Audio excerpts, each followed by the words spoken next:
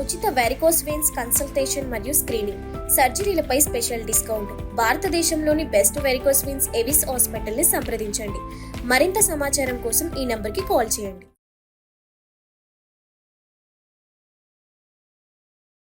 Sir నమస్తే sir. మేజర్గా diabetes వచ్చిన వాళ్ళు ఫుడ్ తోటి ఎలా కంట్రోల్ చేసుకోవాలని మేజర్గా ఫోకస్ చేయడం జరుగుతూ ఉంటుంది. సో దానికోసం అన్ని ఇంటర్నెట్ అంతా సర్చ్ చేస్తూ ఉంటారు.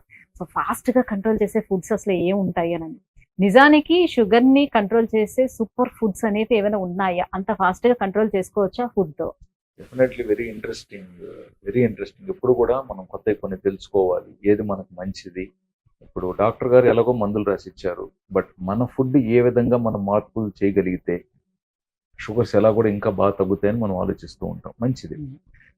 ఇప్పుడు నేను చెప్పేది చాలా మంది అనుకోవచ్చు ఇవే కదా అని, బట్ అవే కదా మనం చెయ్యింది, మనం అవే కదా తినండి.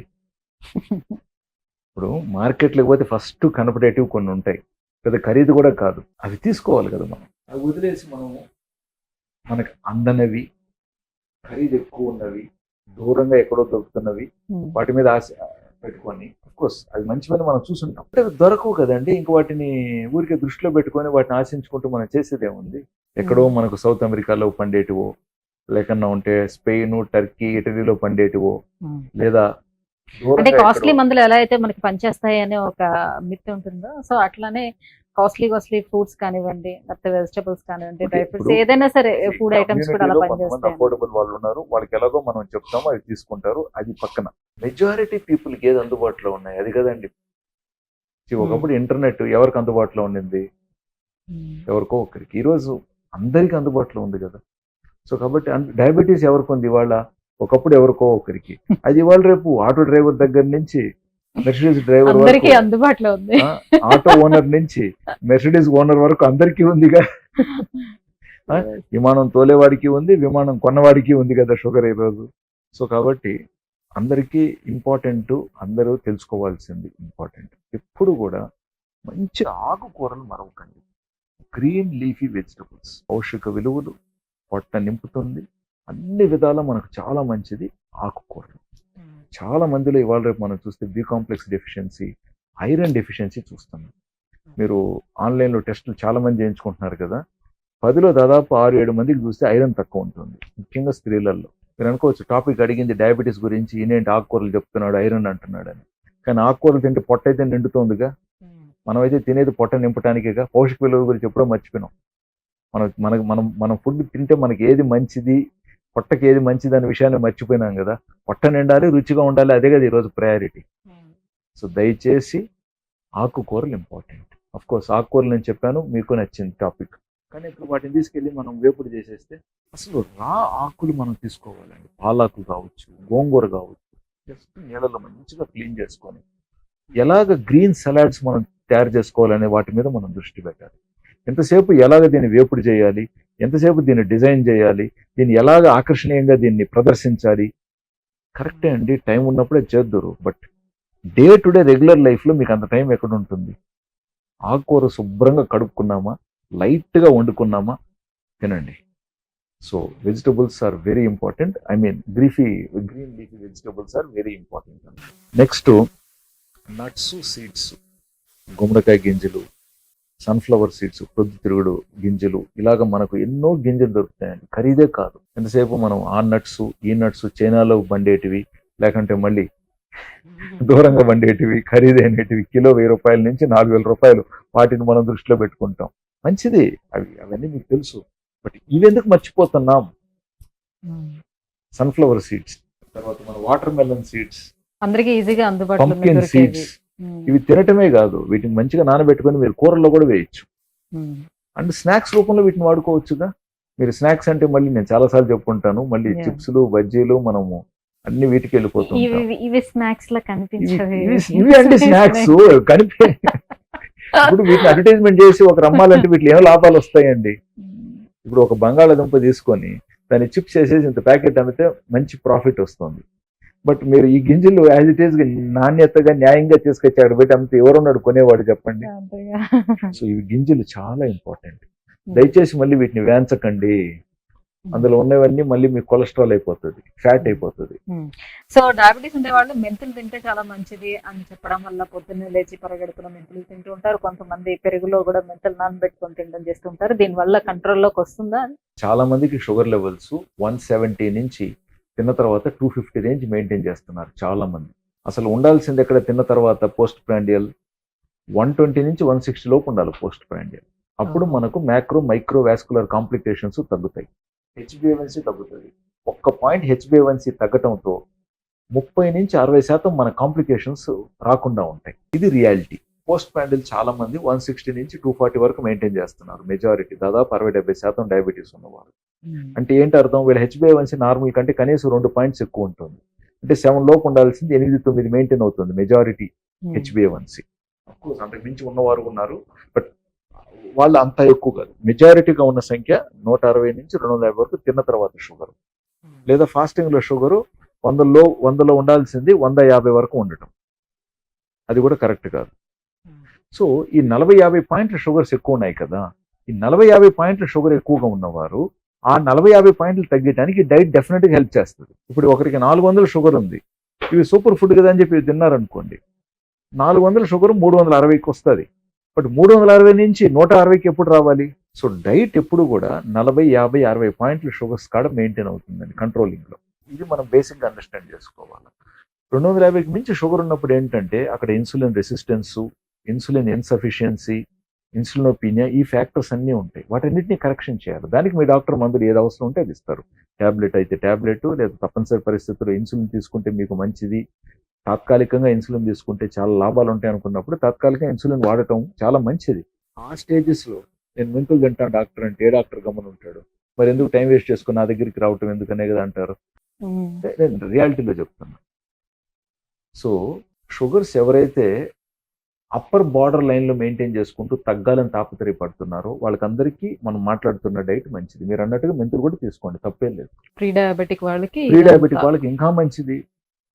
ప్రీ డయాబెటిక్ వాళ్ళు కదా యాక్చువల్గా డయాబెటిక్ కాకుండా ఉండాల్సింది. సో ఇవన్నీ ఏంటంటే షుగర్స్ పెరగకుండా ఉండటానికి సహాయపడుతుంది. మనం అలా అండర్స్టాండ్ చేసుకోవాలి. షుగర్స్ మీవి చిటికలు తగ్గిపోతాయి అంటే 300 ఉన్న షుగర్ 150కి వచ్చేస్తుంది. ఇప్పుడు మనం ఆకుకూర తింటే తగ్గుండొచ్చు, జరగచ్చు, మంచిది. మీ విషయంలో చాలా సంతోషం. బట్ అందరిలో జరగకపోవచ్చుగా.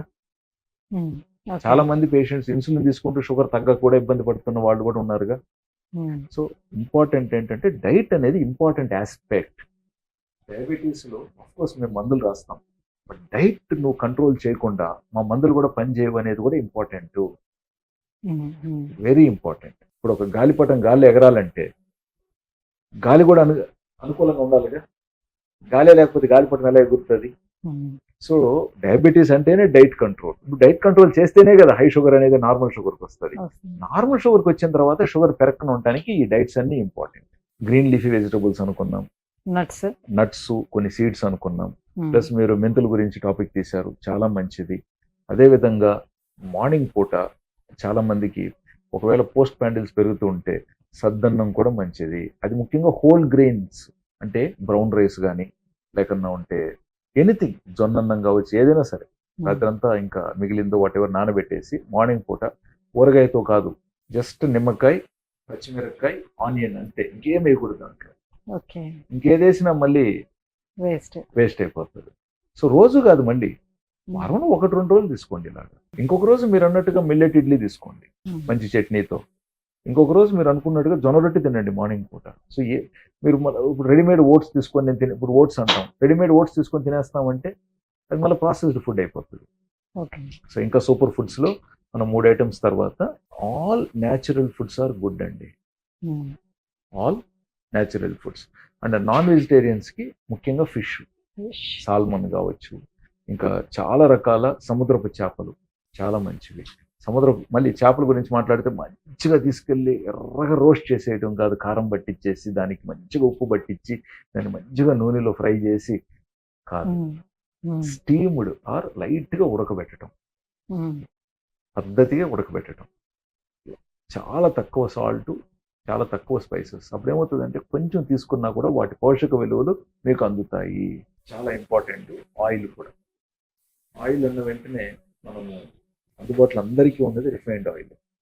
సో వంట వండేటప్పుడు అసలు అతి తక్కువ ఆయిల్ వాడటం మంచిది, అసలు ఆయిల్ లేకుండా వాడితే ఇంకా మరీ మంచిది. సో ఆయిల్స్ అన్నప్పుడు ఆలివ్ ఆయిల్ గురించి అందరికీ తెలుసు. బట్ ఆలివ్ ఆయిల్ రెగ్యులర్గా అన్నిట్లో వాడుకుంటూ మరి అందరూ బాగున్నారా, మరి కొలెస్ట్రాల్ ఏం పెరగట్లేదా? వాళ్ళకు కూడా కొలెస్ట్రాల్ పెరుగుతుందిగా.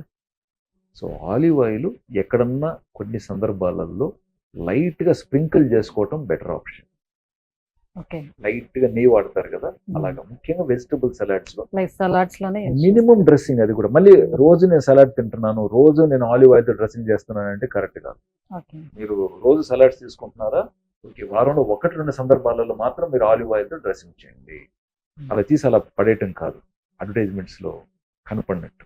సో ఎందుకు నేను ఆలివ్ ఆయిల్ చెప్పలేదు అనుకోండి, చెప్పలేదే అంటారు, అందుకని ఆలివ్ ఆయిల్ మెన్షన్ చేశాను నేను. బట్ అది అంత ఇంపార్టెంట్ కాదు. ఓకే. అంటే మీకు అందుబాటులో ఉన్నవే ఎప్పుడు కూడా గుర్తించండి. అన్నిటికంటే ముఖ్యం అందరూ మర్చిపోయేది సింపుల్ బీన్స్ అండి. బీన్స్ తర్వాత మనము కొన్నిసార్లు కారమణి అంటూ ఉంటారు, లేకన్నా ఉంటే చిక్కుడుగాయ, లేకంటే గోరు చిక్కుడుగాయ, ఇవన్నీ కూడా ఉన్నాయి. సో వాటిలో ఉన్న బీన్ సీడ్స్ తినమని కూడా చెప్తున్నారు. మంచిది. ఎస్, అందులో ఉన్న సీడ్స్ సపరేట్ గా మీరు తీసుకొని ఉడకబెట్టుకొని స్నాక్ రూపంలో తింటానన్నా మంచిదే, లేతవైతే పచ్చివి తిన్నా ఇంకా మంచిది. లేదంటే వెజిటేబుల్స్ అట్లా వెజిటబుల్స్ vegetables. మీరు లైట్ గా స్టీమ్డ్ చేసుకొని కుక్ చేసుకున్నా మంచిది. బట్ జనరల్ ప్రాబ్లం ఏంటంటే ఇవి పెస్టిసైడ్స్ ఎక్కువగా ఉంటాయి అని చెప్పేసి కొంతమంది అవాయిడ్ చేస్తారు. అది మన చేతుల్లో లేని విషయం. నీళ్ళల్లో మంచిగా నానబెడితే అందులో ఉన్న పెస్టిసైడ్స్ కొంచెం తగ్గుతాయి అనేది మనం నమ్ముతాం. కాబట్టి మంచిగా వాటిని నానబెట్టుకొని నెక్స్ట్ చాలా వరకు చూస్తే నేను చెప్పిన ఈ ఐటమ్స్ ని అందరూ ఫ్రై చేసేస్తారు. బీన్స్ ని వేపుడు చేసేయడం ఎక్కువగా. వేపుడు కాదు, వాటిని స్టీమ్డ్గా ట్రై చేయండి. సింగిల్గా వాటిని కష్టం అనుకుంటే అగైన్ వాటిని గ్రీన్ పీస్తో కానీ టమాటోస్తో కానీ మంచిగా డ్రెస్సింగ్ చేసుకొని బ్యూటిఫుల్గా వాటిని తినడానికి కూడా ప్లాన్ చేయండి. అన్ని రకాల కూరల్లో కూడా వీటిని మిక్స్ చేయడం చాలా ఇంపార్టెంట్. ప్లస్ అందరికి అందుబాటులో ఉండేది డ్రమ్ స్టిక్స్. గట్టిగా వాటిని హీట్ చేసి వెరీ లిటిల్ ఫ్రై చేసుకుంటూ పప్పుల పొడి చల్లుకొని డైరెక్ట్గా వాటిని స్నాక్ రూపంలో తీసుకోవచ్చు. పులుసులు కూరలు అన్నంతోనే కాదు, మీరు ఈవినింగ్ పూట సరదాగా ఇన్ని మునక్కాళ్ళు మంచిగా వాటిని స్టీమ్డ్గా స్పెషల్ గానే వండండి. తక్కువ వండటం, ఐ మీన్ స్పెషల్ గా వండటం అంటే నేను అంటున్నది స్టీమ్డ్ ఆర్ లైట్ కుక్డ్ అంతే. సో వాటిని మంచిగా అలాగా స్పెషల్ గా మంచిగా నిమ్మకాయ పిండుకొని. ఇప్పుడు ఎందుకంటే కొన్నిసార్లు ఏంటంటే మనం నాలుక నోరు నవలాలని కోరిక ఉంటుందండి. మనకు నవలాలంటే ఏం గుర్తొస్తుంది ఇమీడియట్ గా? మళ్ళీ చిప్స్ గుర్తొస్తాయి, చికెన్ డ్రమ్ స్టిక్స్ గుర్తొస్తాయి, లేకంటే ఫ్రైడ్ చికెన్ గుర్తొస్తుంది. బట్ వీటిని కూడా మంచిగా నవలొచ్చుగా. అండ్ వాటిలో సీడ్స్ చాలా ఇంపార్టెంట్ అండి, అన్ని పోషక విలువలు ఎక్కువ ఉంటాయి మనకి. మునగాకు, లేత మునగాకు కూడా చాలా చాలా మంచిది. అఫ్కోర్స్ అది ఓన్లీ కూరల్లోనే మనం వాడుకోగలుగుతాము. మరి కొంచెం లైట్ గా ముదిరితే కొంచెం చేదు కూడా ఉండొచ్చు.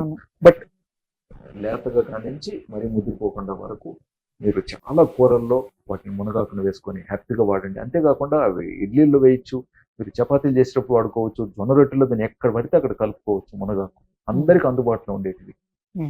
ప్లస్ మునగాకు పౌడర్. సిటీల్లో కొన్ని సందర్భాలలో మునగాకు రెగ్యులర్ గా దొరకదు కాబట్టి మీరు ఊరు వెళ్ళినప్పుడు మీకు తెలిసిన చోట మునగాకును తీసుకొని వాటిని ప్రాపర్ గా పౌడర్ చేసుకొని కావాల్సిన చోట వాడుకోండి. సో ఇవన్నీ సూపర్ ఫుడ్స్ ఏంటంటే ఇవి తీసుకుంటున్నప్పుడు మనకు షుగర్ లెవెల్స్ కొన్ని పెరగకుండా ఉంటాయి. పెరిగిన షుగర్ ఎంత తగ్గుతుంది అనేది వేరే అంశం. బట్ ఉన్న షుగర్ పెరగకుండా చూసుకుంటే అదే కదా పెద్ద మనకి పరమార్థం. సో షుగర్స్ పెరగకుండా చూసుకోండి ఫస్ట్. మీరు నెట్ లో కూడా రేపు సెర్చ్ చేసేటప్పుడు ఏది తింటే షుగర్ చిటికలో మటుమాయమైపోతుందని కాదు సెర్చ్ చేయాల్సింది. అసలు లేని షుగర్ రాకుండా ఉండటానికి ఏంటి జాగ్రత్తలు, లేదు అదుపులో ఉన్న షుగర్ రేపు పెరగకుండా ఉండటానికి ఏంటి జాగ్రత్తలు, అది మనం పాటిస్తే అసలు ఎవరికి షుగర్ పెరగకుండా ఉంటుంది కదా అనేది నా ఆలోచన. Thank you so much doctor. So sugar levels ని కంట్రోల్లో ఉంచేందుకు సూపర్ ఫుడ్స్ ఏంటి అని తెలియజేస్తున్నాను. Thank you so much.